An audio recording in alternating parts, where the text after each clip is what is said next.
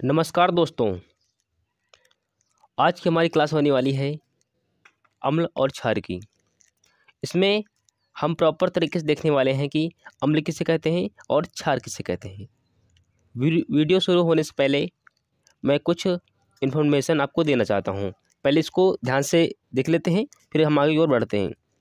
ठीक है, देखो, ये वीडियो लगभग 480 पर क्वालिटी पर शूट की जाती है। ठीक है, लेकिन जब कभी यूट्यूब पर जाती है ये वीडियो तो 144 पर चलने लगती है ना, 144 में, और इसकी वीडियो क्वालिटी काफ़ी ख़राब हो जाती है। ठीक है ना, तो इसको आप 240 पर चलाइए या फिर 360 पर चलाइए। ठीक है ना, तभी आपको वीडियो क्लियर दिखेगी। इस मेरे चैनल में जो एक कम्युनिटी नाम का फीचर होता है, उसी फीचर में मैं टेलीग्राम चैनल का लिंक डाल दूंगा, तो वहीं पर से आप इस PDF को ले सकते हैं। ओके, तो चलो हम क्लास को स्टार्ट करते हैं। बाकी आपके जो कमेंट है, आपकी राय है, कमेंट बॉक्स खुला रहेगा। अपनी राय उसी में आप कमेंट कर सकते हैं। मैं उसका प्रॉपर तरीके से आपका कमेंट का आपका मैं रिप्लाई भी देने वाला हूँ। यानी अपने विचार कमेंट बॉक्स में उड़ेल दो। ठीक है, हाँ। और ऐसा कमेंट करना जिससे सभी लोग पढ़ पाएँ, क्योंकि तुम्हारे जो कमेंट रहेंगे हमेशा पब्लिक रहेंगे, यानी सभी लोग उनको पढ़ पाएंगे। ठीक है, हाँ। अब बात करते हैं अम्ल तथा क्षार की। ठीक है ना, अब अम्ल क्षार कहते किसे हैं, ये मैंने अपने हाथ से, हर चीज़ मैंने अपने हाथ से टाइप किया। ठीक है, इसी बारे में पढ़ने वाले हैं।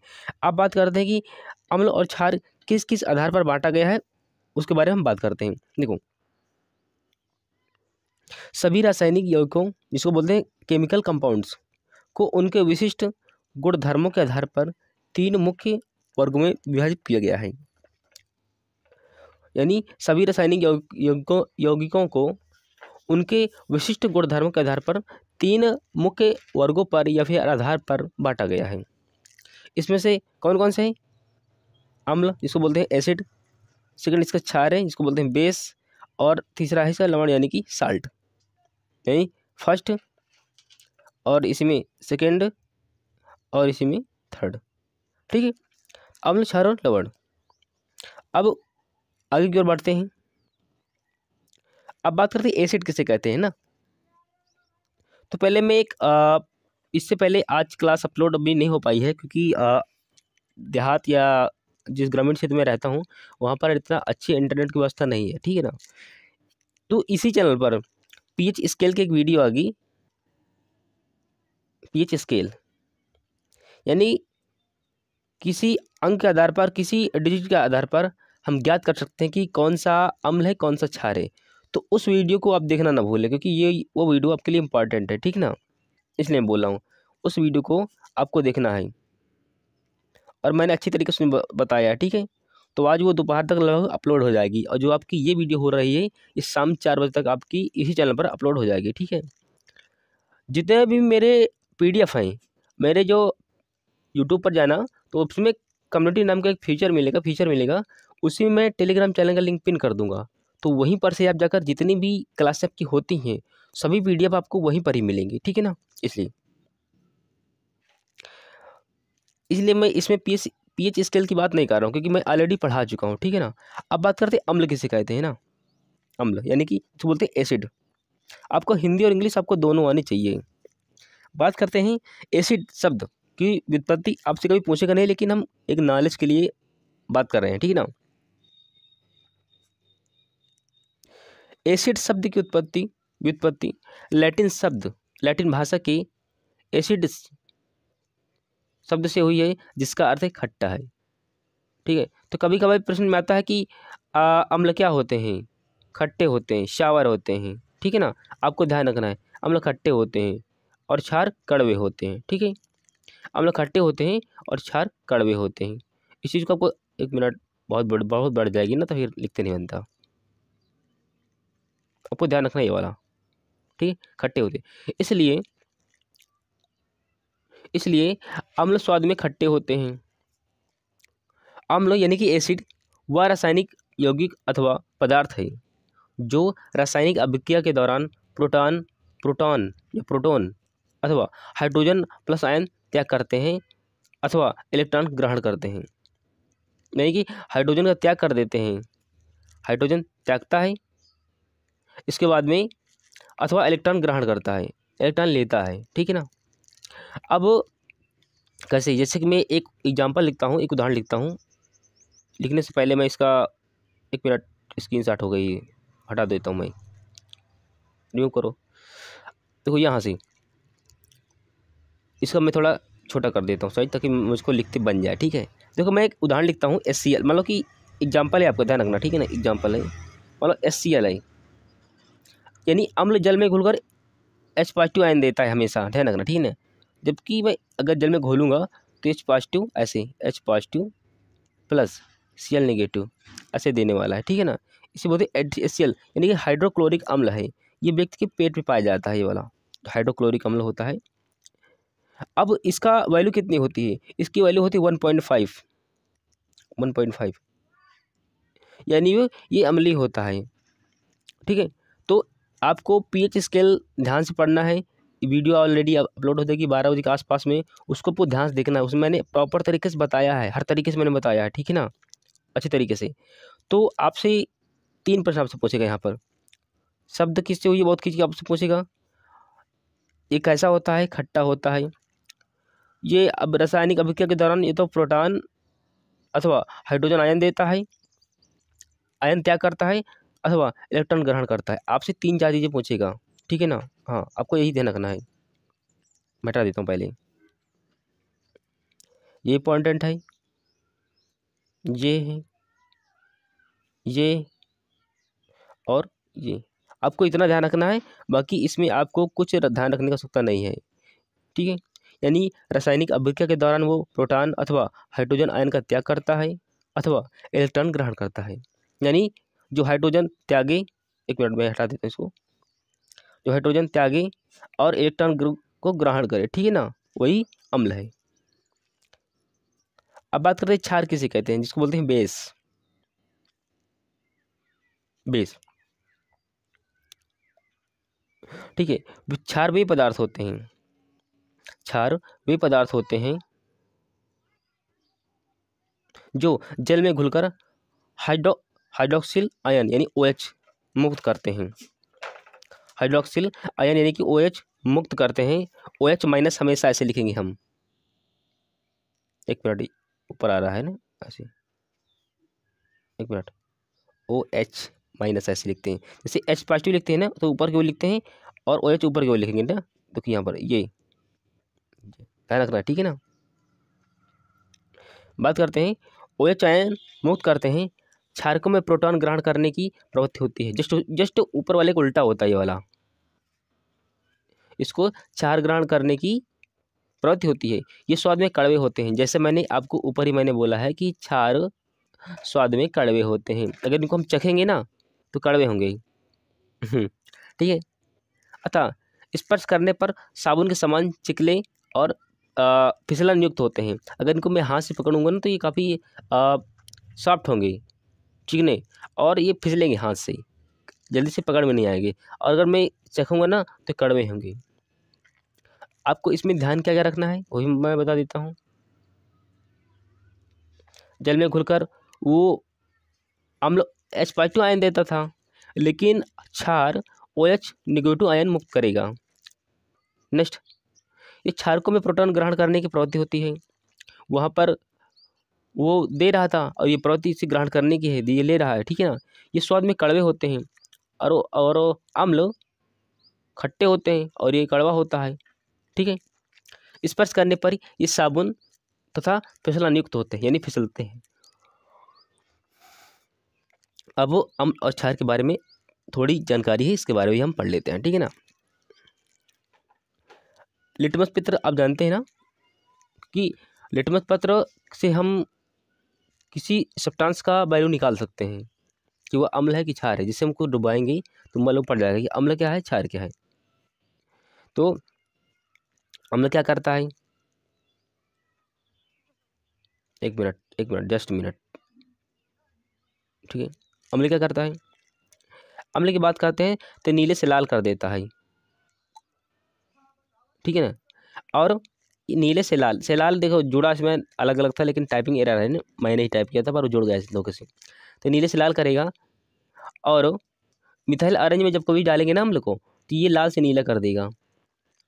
और जब कभी फिलिप्तीन में डालेंगे ना हम लोग को, तो ये रंगहीन हो जाएगा। अब क्षार क्या करेगा, क्षार जस्ट उसका उल्टा उल्टा अपोजिट कर देता है क्षार, ये लाल से नीला कर देगा। और जब इसको मिथाइल ऑरेंज में डालेंगे ना, तो ये भी पीला रंग हो जाएगा। और जब जब इसको नेफ्थलीन में डालेंगे इस वाले को, तो ये गुलाबी हो जाएगा। ठीक है, ऐसे। और एक मिनट,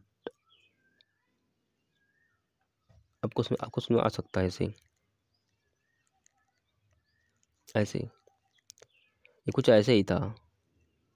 ठीक है, कॉलम में। तो जब हम लोग को लिटमस पेपर डालेंगे ना, तो ये नीले से लाल कर देगा। ठीक है ना। और जब इसको मिथाइल ऑरेंज पर डालेंगे तो लाल से नीला कर देगा। और जब इसी को हम लोग को जब मिथाइल ऑरेंज पर डालेंगे तो ये रंगहीन हो जाएगा। इसके बाद में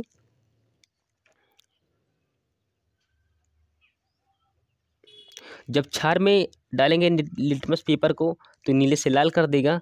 और जब इसको मिथाइल ऑरेंज पर डालेंगे तो पीला कर देगा, येलो कर देगा।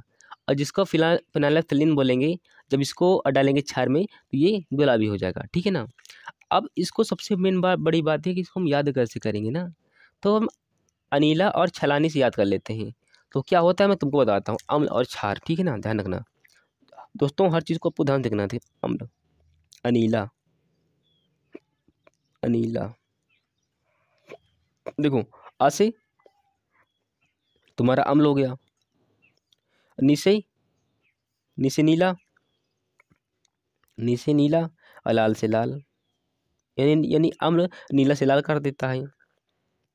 अगर मैं इसको और दो दो लिख रहा हूँ ताकि तुम्हें समझ में आ पाए। ठीक है ना, देखो आ, एक मिनट, आ नी ला, यानी अम्ल नीला से लाल करेगा, अम्ल नीला से लाल करेगा यानी अनीला।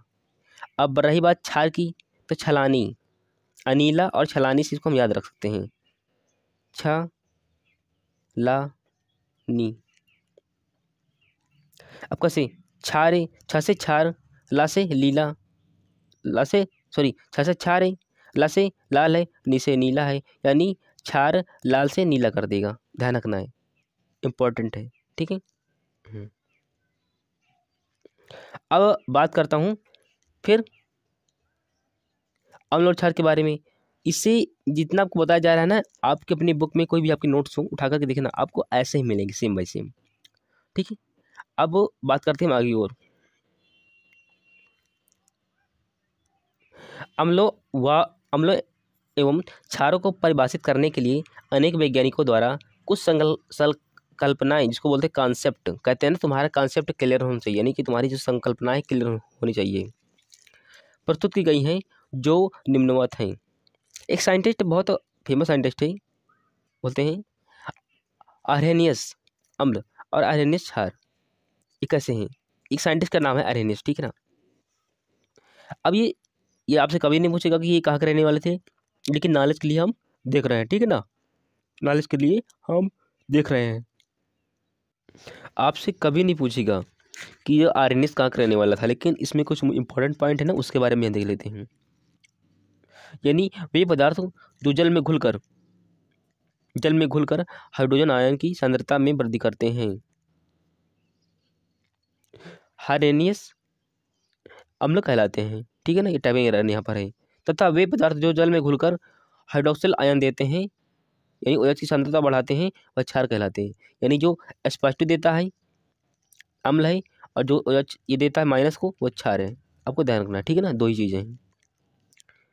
अब बात करते हैं कि अम्ल और क्षार, सब साइंटिस्ट अपने अपने विचार दे रहे हैं, अपने अपने मत दे रहे हैं, अपने अपने कॉन्सेप्ट दे रहे हैं। ठीक है ना, आपको कॉन्सेप्ट देखना है। ब्रस्टेड लॉरी अम्ल और ब्रस्टेड लॉरी क्षार। ठीक है, इन्होंने क्या बताया है, अम्लों अम्ल क्षारकों को परिभाषित करने के लिए, एक मिनट में इंपॉर्टेंट देख लेते हैं इसमें है तो ये तुम्हारे किसी का, ये तुम्हारे काम का है, पर ये मुझे नहीं बताना, क्योंकि इसको तुम खुद से पढ़ो।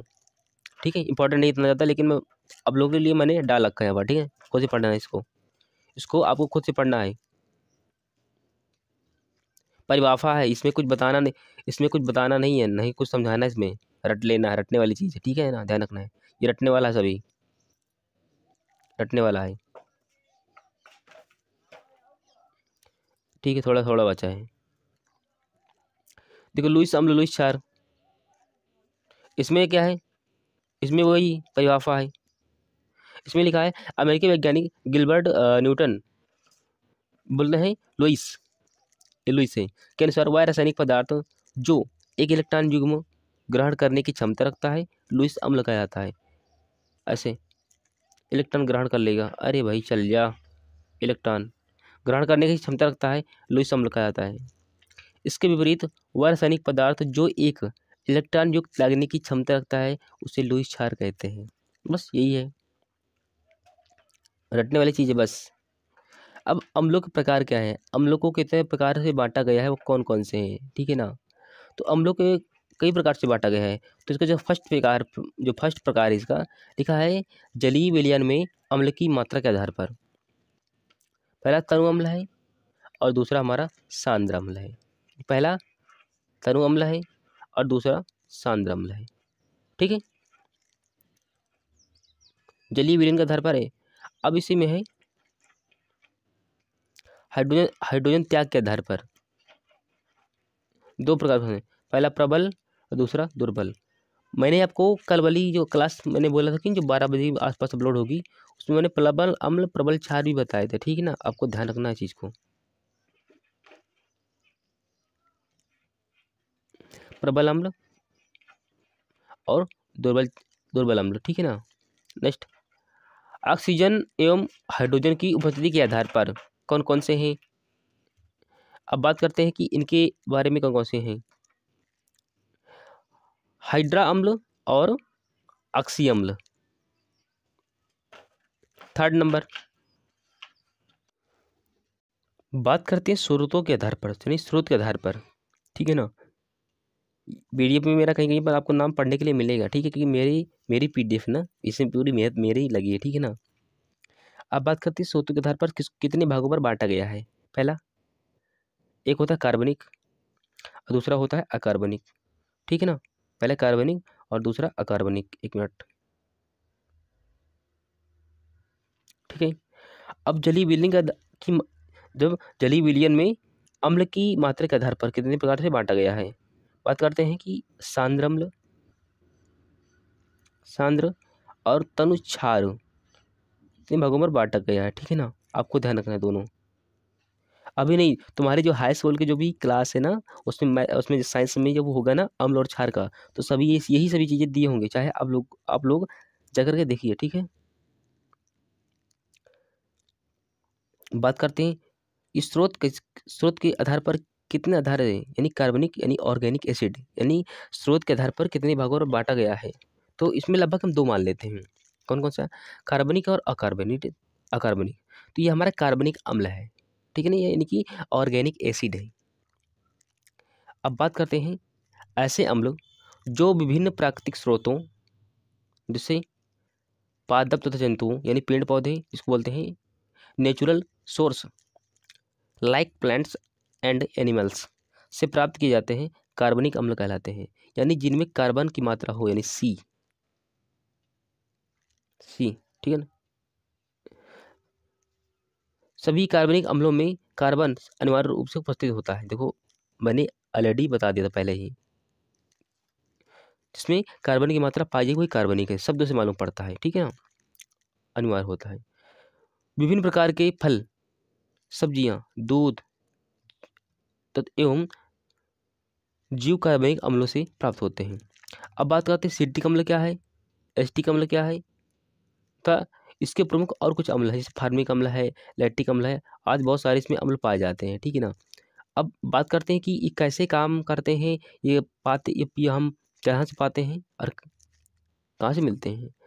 तो अब इसमें बात करते हैं कार्बनिक अम्ल और उनके स्रोत कौन कौन से हैं। ठीक है ना, हाँ, नहीं, कार्बनिक अम्ल और स्रोत के आधार पर। तो बात करते हैं कि अम्ल इस एक तरफ मैंने अम्ल किया है और दूसरी तरफ मैंने किया स्रोत, ठीक है।